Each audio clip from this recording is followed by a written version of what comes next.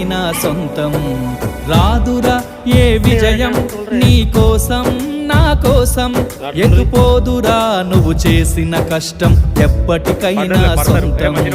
కాలంతో పయనించే వాడికి కానిది ఏముంది, సాధనతోనే సాధ్యమవ్వునని సదాశయంతో సాగర ముందుకు. రాదురా ఏ విజయం నీ కోసం నా కోసం, ఎటుపోదురా నువ్వు చేసిన కష్టం ఎప్పటికైనా సొంతం.